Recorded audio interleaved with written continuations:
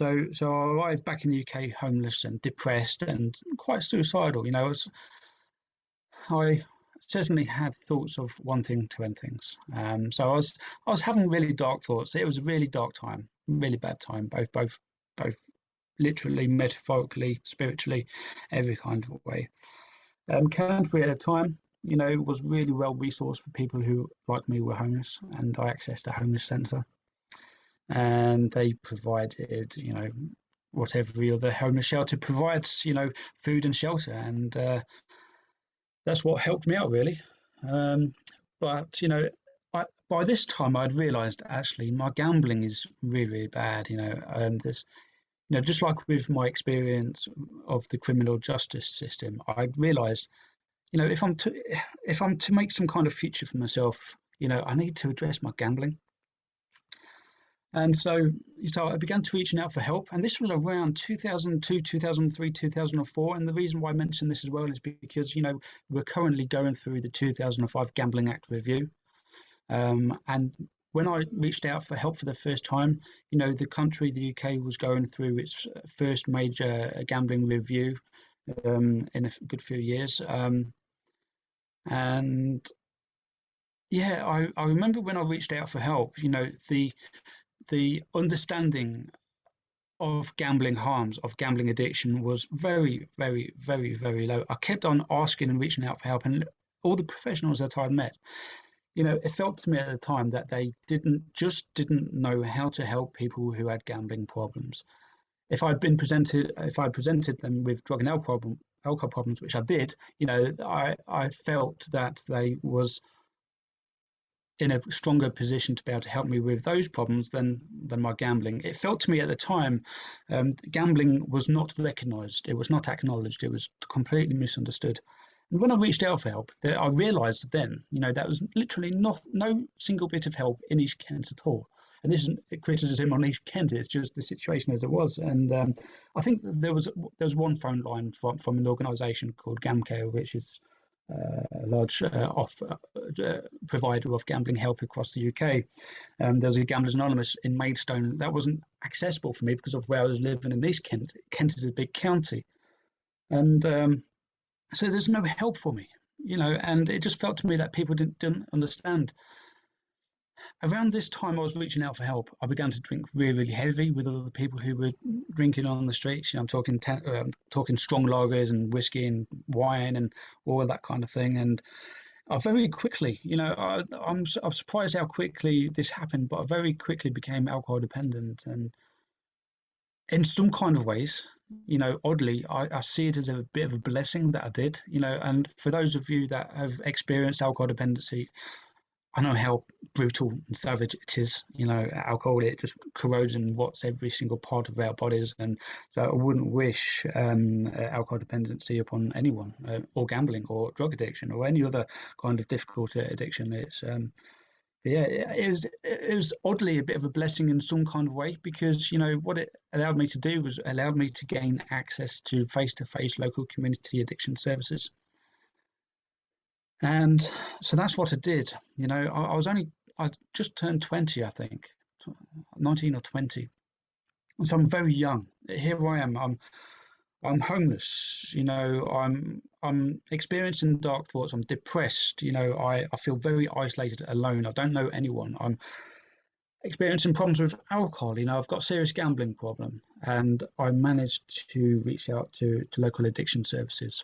And this marked 16 years worth of engaging in addiction treatment. 16 years, that's a long, long, long time. Not continuously for 16 years, but over 16 years, I engaged in a lot of alcohol, drug, and gambling treatment. And so I suppose I regard me reaching out as part of the process of healing and getting well, or at least trying anyway. The actual act of trying to deal with the problems I had around gambling and alcohol and everything underneath proved to be a very, very difficult and very long, drawn out process. It wasn't a simple question of just addressing the gambling and the alcohol and I'll live happily ever after. I realized that once I began to try address the alcohol and the gambling, then there's a lot of parts of Owen that I needed to look at in terms of how I saw the world, in terms of how I responded to the world, in terms of people, in terms of how I perceived things, in terms of how I dealt with things.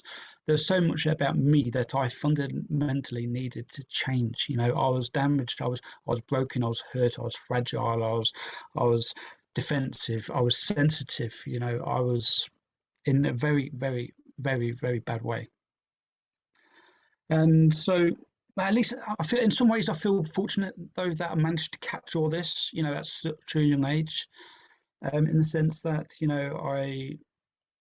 I allowed myself plenty of time to be able to work on myself. Um, I'm just being careful with what I say. That it's never too late to reach out, but yeah, I feel lucky that I managed to catch myself, recognize that actually, and step out denial that I had addiction problems, that I had challenges, and that I found the motivation from within, to address some of those challenges, rather than, for example, allow myself to go on for a few years later and allow those things to become even more and more entrenched. So here I am. I begin treatment, and as I said, the process of just trying to deal with my gambling and alcohol was not easy, and it took years. I somehow managed to address my alcohol quite quickly and managed to not drink for a good 4 years after a few months of trying to stop. I found that quite difficult, but at the same time, quite easy compared to my gambling. When I compare all my addictions, gambling was the most consistent, the most persistent, most harmful. Well, it's questionable whether it's the most harmful. It was harmful in different ways than, say, alcohol.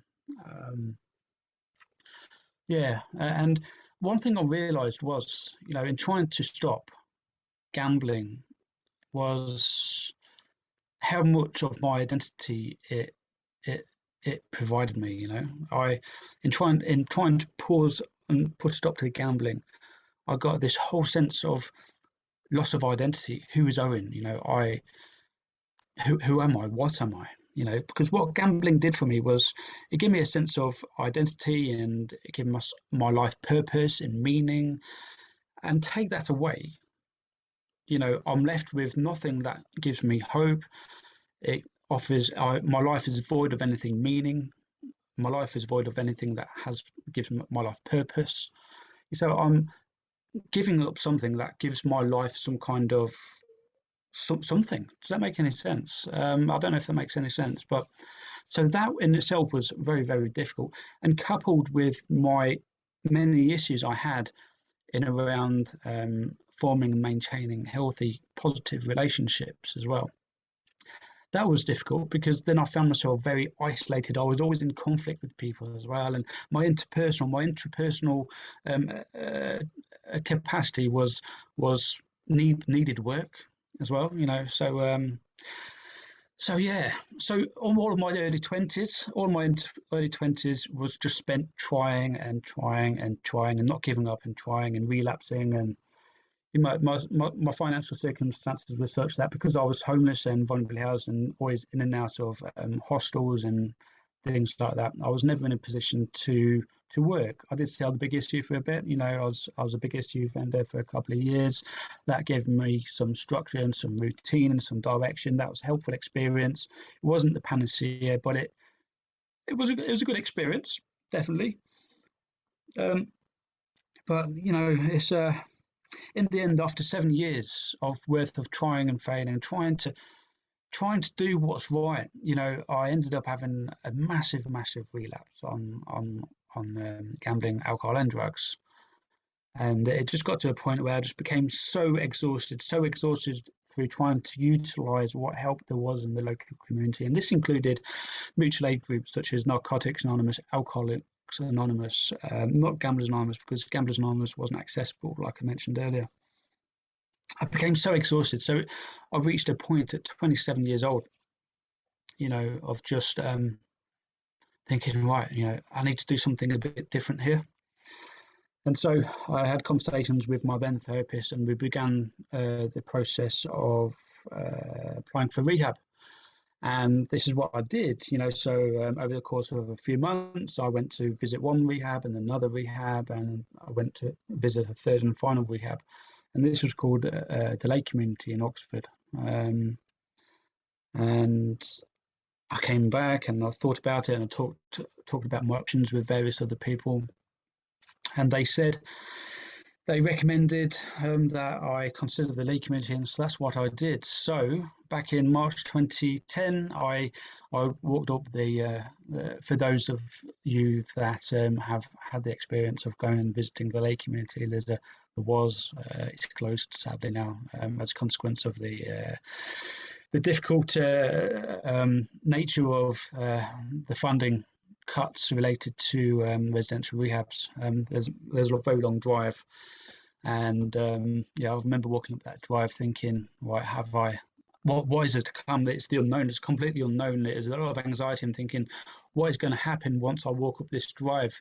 Because I'm committed to this decision to go to rehab now, and it's a very, very anxiety-inducing, very scary experience. And yeah, so I walk up this drive with my past behind me, and I was at the Lake Community for 20 months, and now that's a long time, and those days of long stays are long gone now, and 20 months is almost 2 years, 18 months, 2 years, and yeah, it's a completely different experience altogether, and I really benefited from being in that bubble for that period, and responding to the kind of approaches that was able to happen there, as opposed to being outside in the community, if that makes any sense. And I believe I learned a lot about myself in that place. I learned about the person who I became, and I realized that actually how I became and how I was not helpful to myself and to others. And so it was then I realized properly that there's a lot of fundamental shifts I needed to make from within, and I began to make those changes there.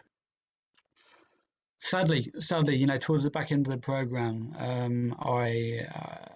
as part of the program, there's an opportunity to secure work in the bid to save some money in order for you to move out. In that time, in that process, I ended up gambling, and again, as was a familiar pattern for me, because I'd gambled, I was asked to leave. I undermined my tenancy, and I was asked to leave, and so again I was homeless, and yeah, that wasn't too good.